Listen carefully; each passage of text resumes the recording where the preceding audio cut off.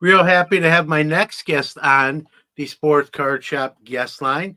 He's doing big things in the hobby and has nothing necessarily to do with opening packs and pulling big cards, but one of the most generous people of the hobby, if not the generous person of the hobby, Mr. Erik Hecker. Welcome to Sports Card Nation. Thanks, John. I appreciate you having me on tonight. Well, I appreciate it coming on.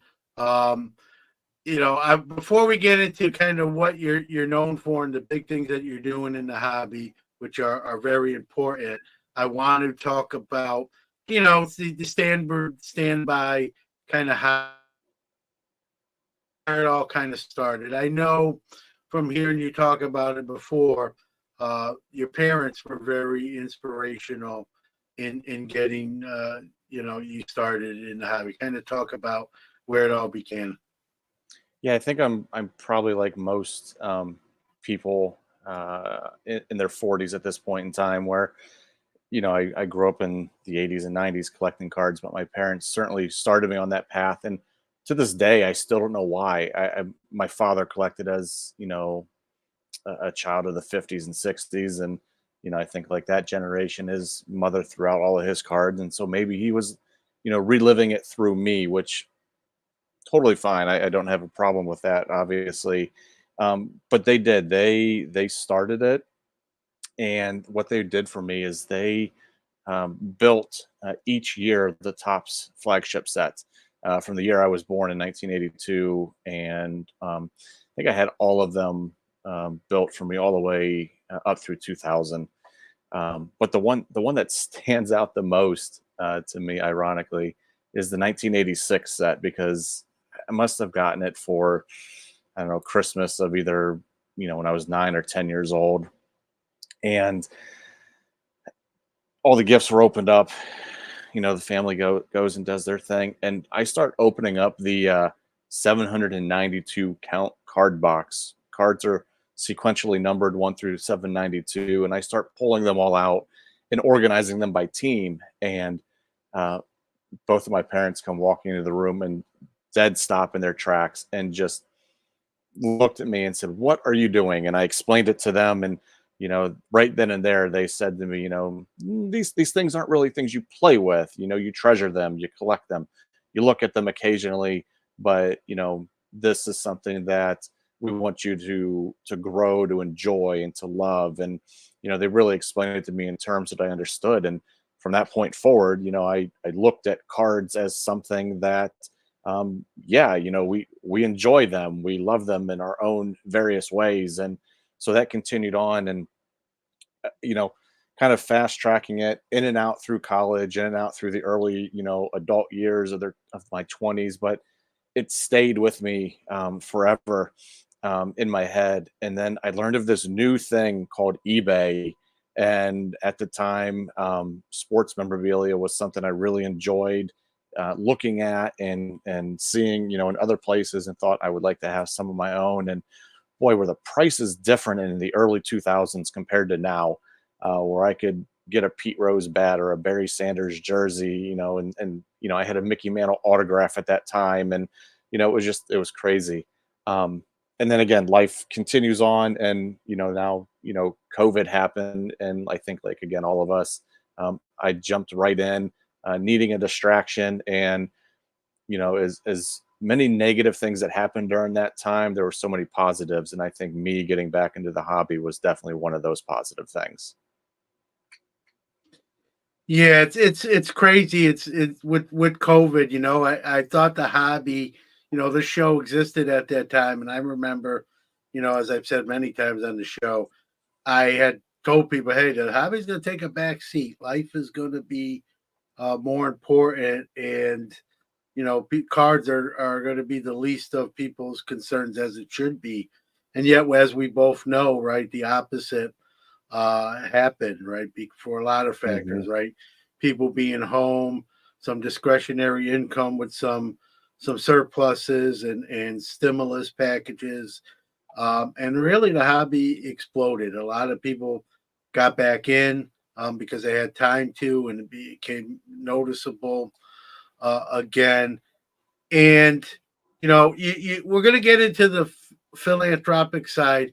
I'm going to ask you two questions. I guess let me start out with one question. We'll kind of skirt around the edge. Mhm. Do you think for what you do with charities and donations and RAKs and do you think COVID, the fact that COVID, obviously no one wanted COVID to happen, but the Right. genies about it happened. We're on the backside of it. I mean, COVID still exists, but not in the bad, Mhm. your numbers that it once did. Do you think that helped people be more philanthropic or not necessarily?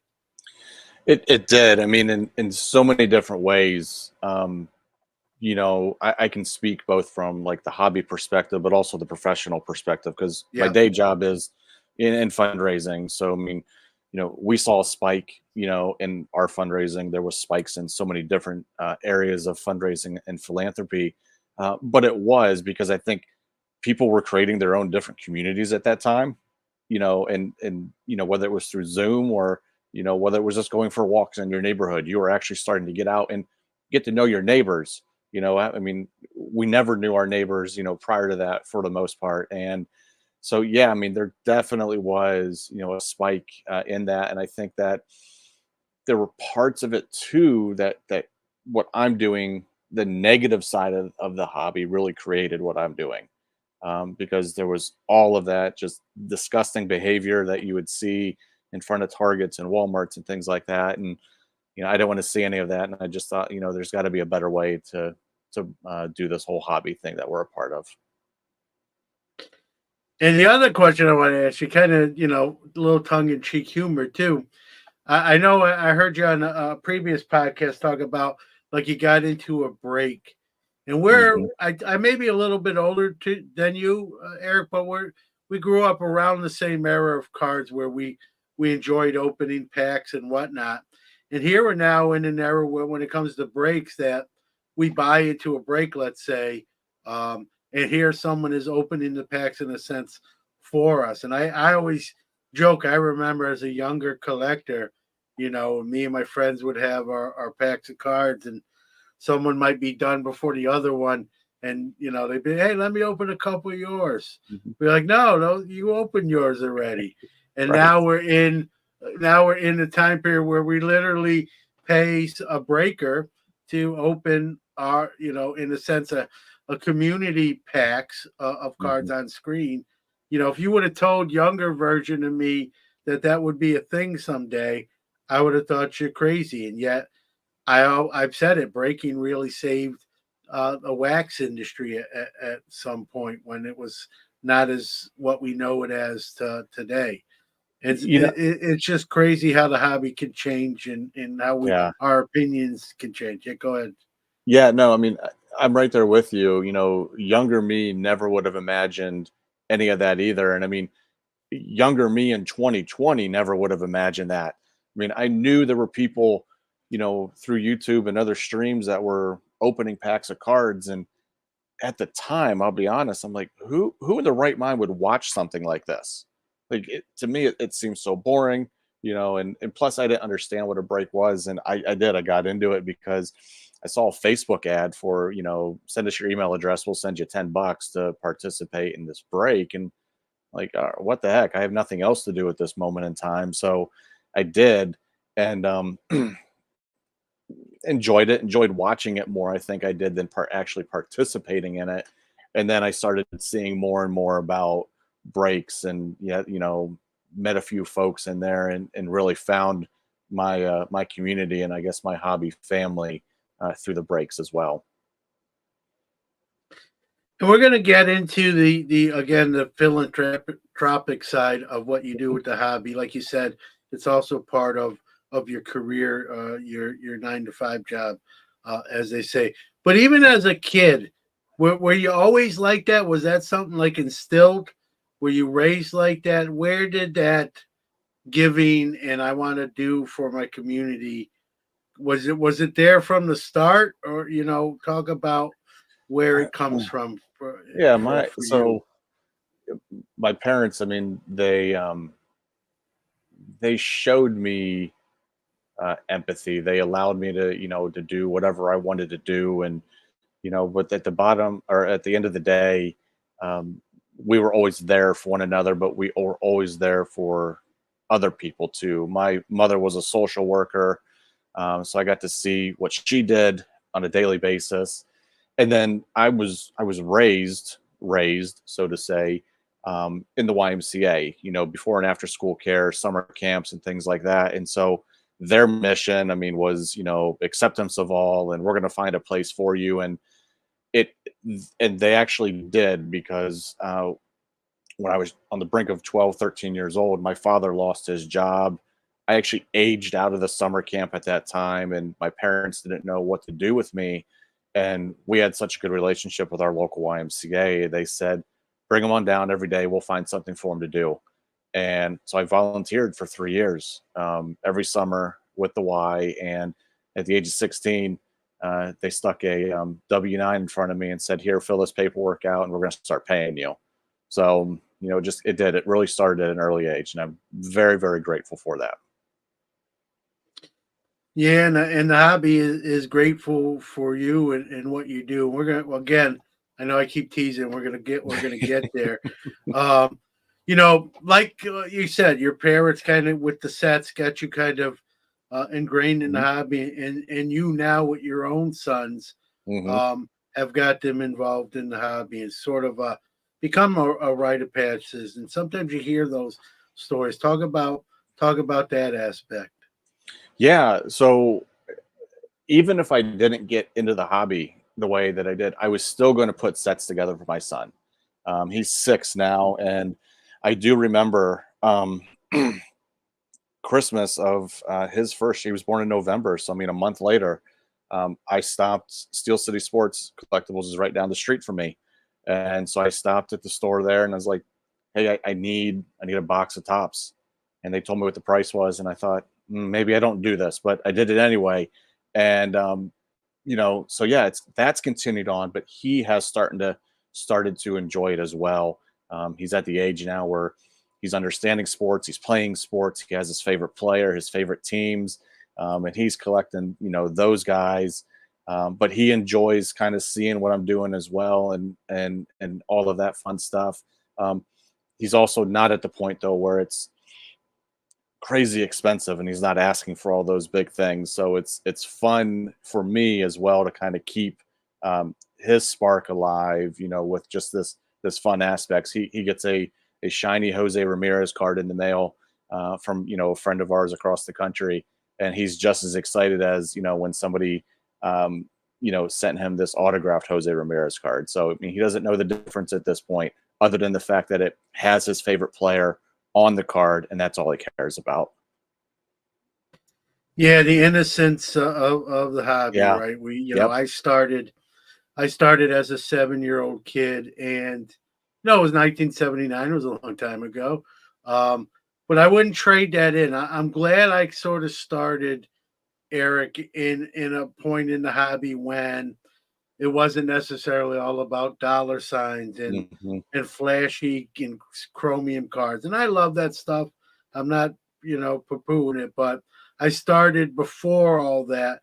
So I've kind of enjoyed how the hobby has changed as well. And I'm glad I Right. got to experience it before a lot of stuff has changed. And it's nice, to hear, my grandfather bought me my first packs, and even my son, who's now 24, he has his collection. He's not in the cards in the same sense as I am. Like, he has what he has, but I passed that tradition on. It's nice to hear those links to family or whoever got you into the hobby, and that tradition Well, continues. and I think it also creates a conversation, right, with your family members. Doesn't matter who they are. I mean, Yeah. I have some PC items. There, a lot of vintage in my PC, and he looks at those, and the colors are magnificent to him. But his big question is, well, why is the corner bent, and why are the corners on my cards not bent? So creates that conversation, and then we take a look at the back of the cards, and some of the cards have little cartoons on the back, so he's really enthralled in that. And ask questions, what's RBI mean? What's HR mean? Those types of things. And so we continue on that type of conversation and learning through cards and, just for the love of sports. Yeah, and it's awesome, and it's how I learned a lot about the players that I like, was from those little blurbs and characters on the back that kind of told us, what that player's favorite food was, or a job he held in the off Hmm. season. It's crazy they had to work in the off season back then, right? Yep. So and it's nice that he's inquisitive and wants to learn and learn more and take that information Yeah. in and learn more about not just the hobby but the players themselves and the sport itself. And it's nice to hear that it's not always about dollars and cents, Hmm. like you do here sometimes. You started your rack of the day in January of 2021. Yep. You can correct me if I'm wrong. You kind of saw some of the negative stuff happening, especially during the COVID, people going nuts at Walmart, Hmm. pushing each other out of the way for product that you shouldn't have to really necessarily fight over. We saw sort of the black eye sort of the Right. hobby, and it sort of inspired you to say, "Hey, I believe there's more good people than not good people," and you started just to do something nice each day of the year. I mean, obviously this thing blew up in a good way. Did you have any idea then that that's where that was going to go? No, not at all. And um, I look back on that time because, I was excited about it because, yeah, I mean, there was so much negativity. And I thought, just as you said, there's a better way of doing this. There's a way that we can put a positive spin on it because I mean, I saw people giving racks. I learned what a rack was. And that's actually how I thought of this because I was given a rack and, talking through with it, somebody. And it was nice to see that they were just as excited to give it to me as I was to receive it. And so yeah, I was January 1, 2021. We're going to launch this thing and we're going to give something away every day and we're going to recognize, the good that's going on. And I was excited because I had the first 10 days all planned out. I had every rack scheduled and ready to go, and by about day 6 or 7, I got scared because I realized, crap, I have 350 some odd more days to do this.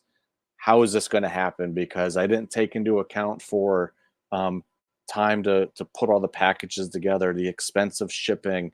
Um, where am I getting all of the product from? That I'm going to be giving away. But it quickly ramped up within those first couple of weeks where people started to reach out and say, "Hey, I really enjoy seeing this and what you're doing. Can I help participate in various ways? Can I give a rack? Can I send you things to give away?" And absolutely. I mean, I wasn't going to turn anything down at that time.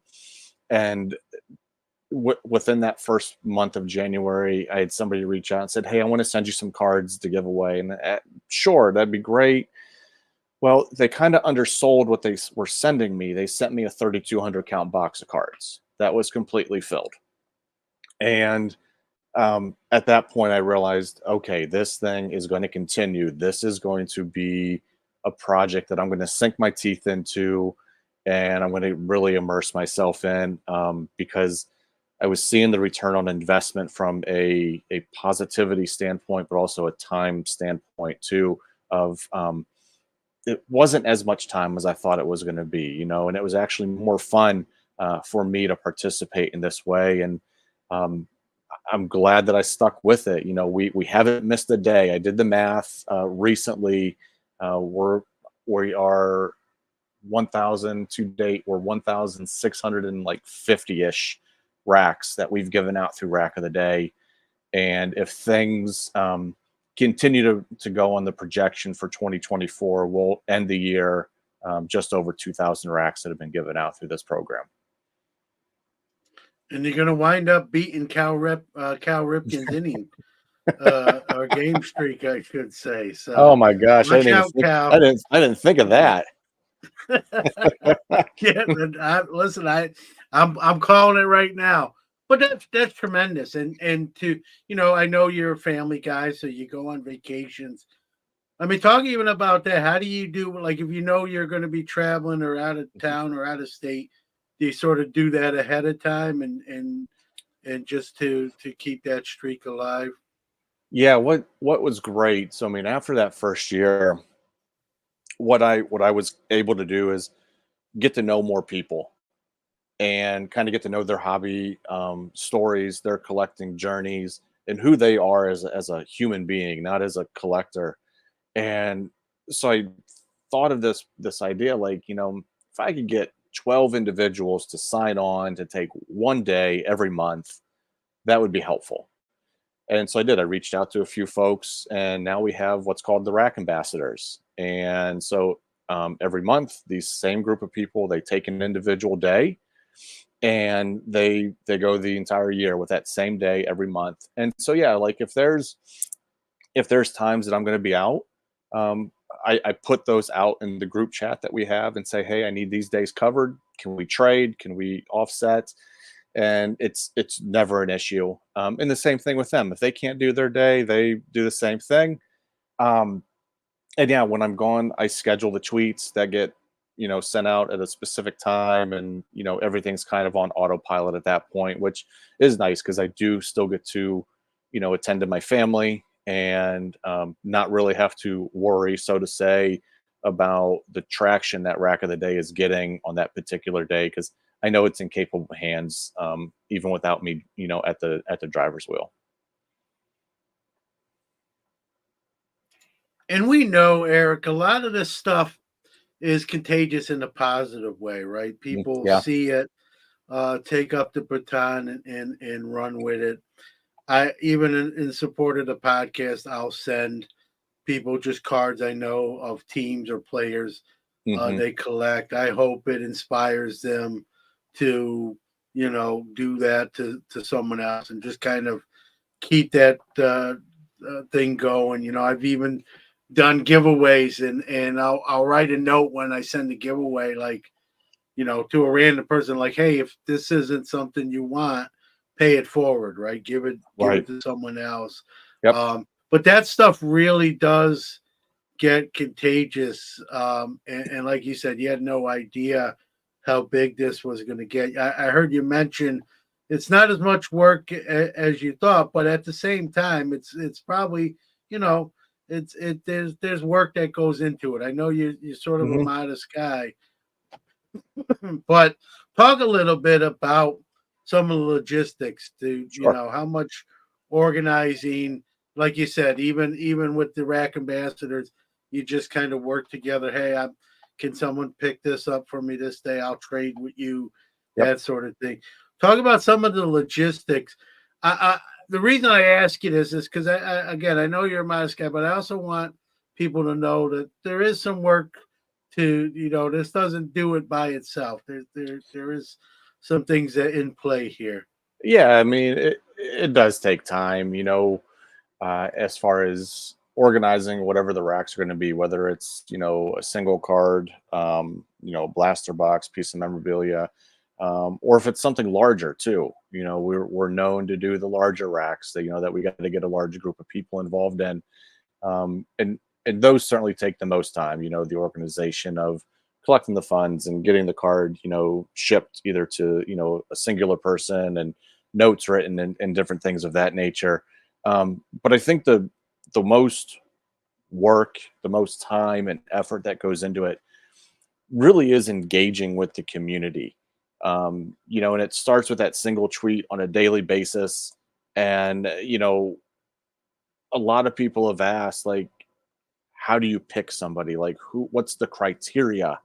And really there isn't any true criteria, for somebody to be picked. Certain days we have specific things we're looking for, but for the most part, what I'm looking for at least is the person who is writing the words about the person that they want to receive that rack of the day.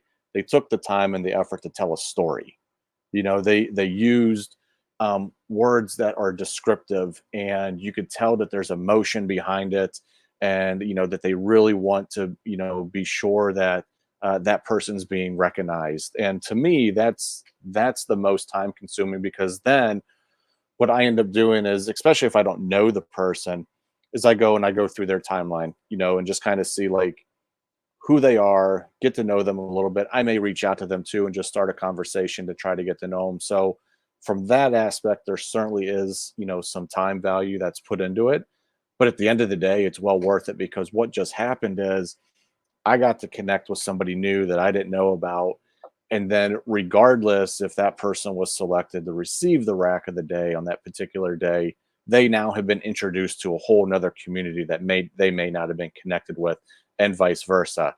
So, it's the cycle that we just keep rolling through every single day. That we're just gonna continue finding those diamonds in the rough, so to say, those hidden gems that we want to pull out and let them shine, and let everybody know like this person is somebody that you need to connect with, whether it's because they did this great thing here, or because you guys have similar hobby interests, and that's what we're all here for, one way or the other.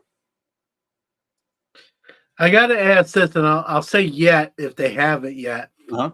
Have any card companies or the supply manufacturers, Ultra Pro, BCW, have you got any of these companies involved yet, or have they taken notice? And again, I'll use the word yet. So if your answer is no, not yet, that's Hmm. that's the key word is um, yet. for rack of the day, no, not yet. And I'll put a shameless plug in here. It's not for a lack of trying though either. Okay. We certainly would love to partner with those groups, one way or the other. But there's been some recent traction over actually like the last month of folks like yourself reaching out. I have had some connections lately with some grading companies, some card companies as well, that we're getting there. So I think there's some steam rolling at this point, some momentum rolling at this point. But yeah, I'll use your word, yet. That's the key word. Yep. And we'll hopefully change that. I've talked to you off the air about this. This is going to be a future piece for Sports Collectors Digest to shine Right. even more light on it. And hopefully, I'll make sure when that piece goes to press that we tag some of those companies to sort of point them in the direction to what you're doing and their community, and hopefully it inspires them to get involved. And like I always in my conversations with some of those groups, right? Listen, it's a tax write-off for them. Besides making them feel good and them giving back, it's also there's an extra perk in there when it Well, comes to the tax write-offs yeah, as well. So, it's a tax write-off for sure. However, the other thing too is, if somebody like that could get connected with the program that we have, and if I could say like this rack of the day was provided by insert company, I think more people are going to take notice of that, and the goodwill that company is giving at that point. I mean, we see it on a daily basis of, you name the issue that one of the card companies is having, and that's what we hear about the most. But man, if we could flip it on its head and give them some positive press, I think that would be really great for everybody involved. yeah, and I agree. I agree for sure. Besides the monetary aspect of it, it's it makes them feel good. It's doing good, and puts them in a positive light instead of some of the stories Hmm. that we obviously do hear about. And hopefully, I think I don't want to jinx anything, Eric. I think I think I think that will happen. I don't know if it's so much an if. It's just a when, and let's hopefully it's sooner rather than later. You do, it's not just Rack of the Day. You do Rippin for the Cause, which is for colitis and Crohn's disease. You've raised financial gains Mhm. for that terrible disease but cause. Talk a little bit about that foundation, if you will. Sure. So yeah, Ripping for the Cure. We're in our fifth year right now, and if all goes well, which I'm projecting it will this year, we'll raise $20,000 in total for 2024, and cumulatively that'll be $100,000 over a 5-year period that we would have raised for the Crohn's and Colitis Foundation. And the 100% of what is raised through Rippin for the Cure goes directly to that foundation. Erik Hecker touches none of that money whatsoever. We have a website that's set up, and it goes directly to the Crohn's and Colitis Foundation's website where the donations are made, and it's just a really really cool thing. And again, this was born out of COVID. This was something that I had no plans of doing. In full disclosure, I work for the Crohn's and Colitis Foundation as my job. And when March 17th of 2020 hit and the world shut down, that was something that we had to figure out. Like, how are we going to raise money for events that we typically do in person? And again, that was the right time, right place. And I reached out to the breakers that I was usually with at that time, which was a married couple with Rippin Gypsy, and said, "Hey, would love to do this. Have this crazy idea," and they signed on immediately. And they had a plan already in place. And I think what gave it validity over that first year was they partnered with some of the well-known breakers at that time, well-known hobby personalities, and they really promoted it for me because nobody knew who I was. Nobody knew anything about what we were doing, but because we aligned all together and had this plan in place, and everybody was bought in and on board with it. They pushed it forward, and as I mentioned, I mean, this year we're going to eclipse $100,000 that's going towards that foundation. That's tremendous. You don't need me to tell you that. When you're talking six figures, Right. I don't care how long it takes, but in just 5 years, um, I think that's a testament to you know your diligence, perseverance, work ethic. Getting in there and making the right contacts and pushing the right buttons, if you will, and then in turn, obviously, the hobby community uh, taking up that same sort of cause and enthusiasm to get that done. And so It's that stuff, like I said, it's and I think you agree, it's contagious and mhm. it's important. It's and but go ahead. It is contagious. It's very important, but it's also fun. Like Yeah. I get a thrill out of putting it together. I mean, this weekend, people are probably getting sick and tired of seeing me all over Twitter with everything, but I can't help it because I have a good time with it. I like putting together, kind of how we're raising money, different ways on, any given week or, weekend. And, it just boils down to it that it's fun. And again, it's an important cause. And, there's various ways for people to get involved, and it makes them feel really great about giving back and being able to help others in this way, and potentially get something at the end of the day, or potentially not. Yeah, and it shouldn't be necessarily about receiving. Obviously, it's nice, but Hmm. I even when I send racks out, it's I just the thanks I'll get sometimes, or a letter back Right. saying my son enjoyed this, or they'll send a video. Um, that goes a long way to inspire me to keep doing something Hmm. like that. And I think others as well see that and say, hey, that's not as hard as it's not hard to do that, and it pays Hmm. dividends. It's good for my soul, and it just inspires other people to do acts of kindness as well. And so Yeah. it doesn't take much. That's the but that's the message at the end. Is it doesn't take a lot to do it.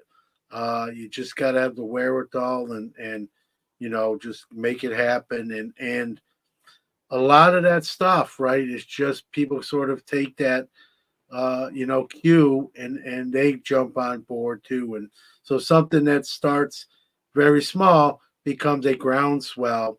And Hmm. before you know it, just like the RAK of the day, you started yourself and now here you are with a tremendous group team effort that's really just picking up steam. So it's, someone's got to start it though, right? And so Right. kudos to you for getting the ball rolling. Kudos to everyone else for jumping on board and keeping the ball rolling. As we wind down here, I know you got your hands full. You like you said, your dad, your husband, you're doing this. You do this for your regular work as well. Yeah. And anything in the future that you want to sort of do. Obviously, we talked about maybe getting some more of the card companies or Yeah. supply companies involved. But anything else you sort of hope to tackle, or just continue making what you're doing even bigger and better? Yeah, I mean, I think that's what it is, right? It's making it bigger and better, and certainly getting other larger entities involved. The more I guess eyes and ears we can have on this thing, the better it'll be. But I do have a future plan with Rack of the Day and parenthetically kind of with Rippin for the Cure as well. But I've always wanted to have my own nonprofit under my name, in my roof, and that's where I see Rack of the Day going. And we're starting small right now with what's called the micro grant program, where um, one thing I didn't touch on is a lot of this is funded actually through card sales that I have. I give 50% of my card sales to a monthly charity that the RAK ambassadors select, and then the other 50%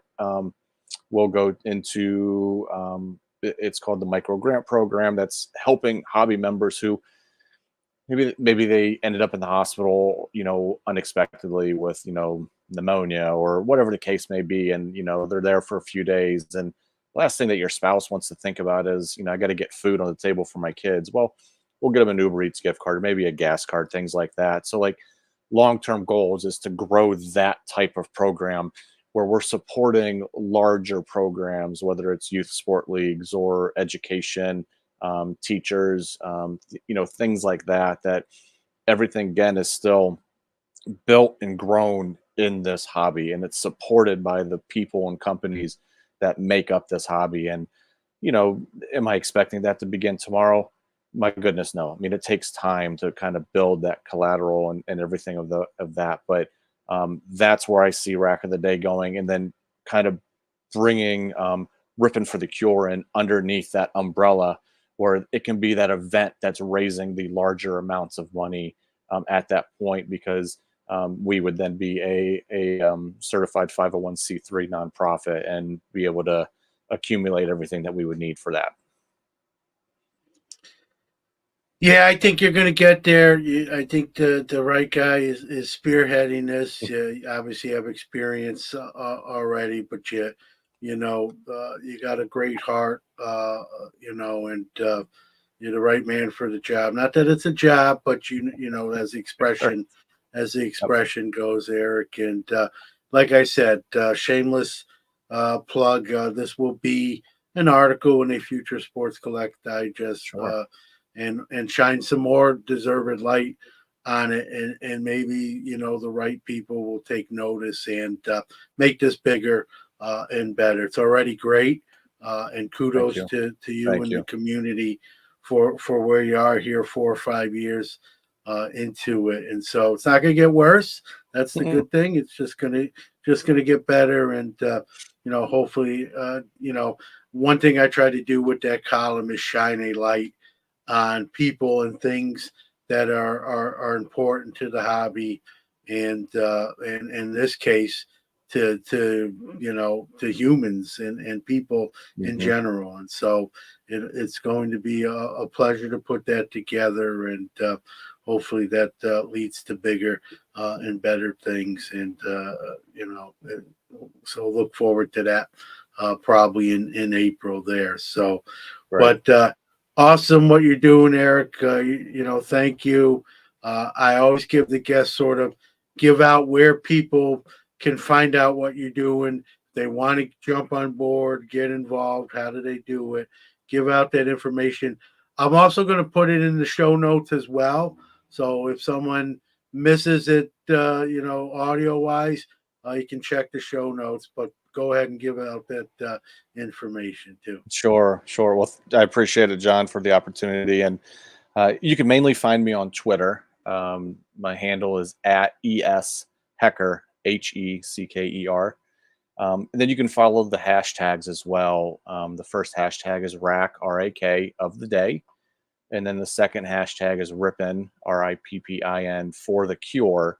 And then we have a website as well, rippinforthecure.com, which is where you can find all the information for what we're doing, why we're raising the funds, and kind of the big party that we throw in May for it as well. So, but my DMs are always open. Always feel free to reach out to me, and I will have a conversation, answer questions, and if need be, hop on a phone call with someone as well.